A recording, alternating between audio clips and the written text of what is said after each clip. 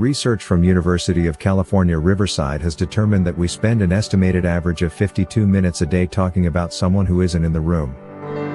It's also been determined that most of the conversation does not shed a positive light on the individual at the center of the conversation. Our words matter. How they are perceived by others matters.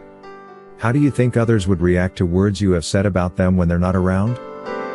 The first 5 verses of James chapter 3 say, "Not many of you should become teachers, my fellow believers, because you know that we who teach will be judged more strictly." We all stumble in many ways. Anyone who is never at fault in what they say is perfect, able to keep their whole body in check. When we put bits into the mouths of horses to make them obey us, we can turn the whole animal. Or take ships as an example. Although they are so large and are driven by strong winds, they are steered by a very small rudder wherever the pilot wants to go. Likewise, the tongue is a small part of the body, but it makes great boasts. Consider what a great forest is set on fire by a small spark. Our actions are more important than our words. But words are still important. Words convey messages such as how much longer the doctor says a loved one has to live, or an announcement that a loved one is going to get married. Words can build or destroy hope. Consider that Jesus had very harsh words for teachers who taught others to go astray. And James said they will be judged by their own words too. James says we shall give account for every idle word we speak. The Old Testament book of Proverbs tells us of 7 things the Lord hates. Of those, 3 are sins concerning our speech: a lying tongue, a false witness, and the person who sows discord. Let's consider James 3 verses 9 and 10. With the tongue we praise our Lord and Father, and with it we curse human beings, who have been made in God's likeness. Out of the same mouth come praise and cursing. My brothers and sisters, this should not be.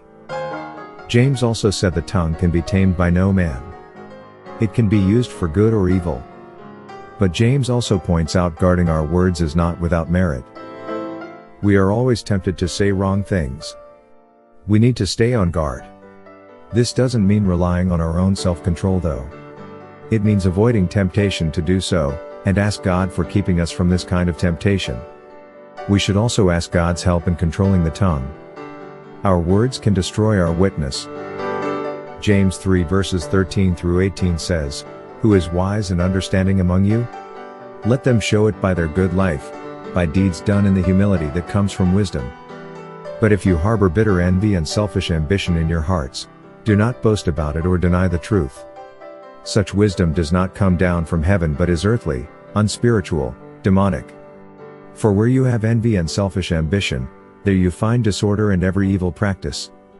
But the wisdom that comes from heaven is first of all pure, then peace-loving, considerate, submissive, full of mercy and good fruit, impartial and sincere. Peacemakers who sow in peace reap a harvest of righteousness." James tells us God will give wisdom to those who ask in faith. He also shows how wisdom can benefit us and how godly wisdom impacts both words and actions of God's people. If we follow the world's idea of wisdom to guide our thoughts, it will affect our actions and words as well. Doesn't the world tell us to look out after ourselves first?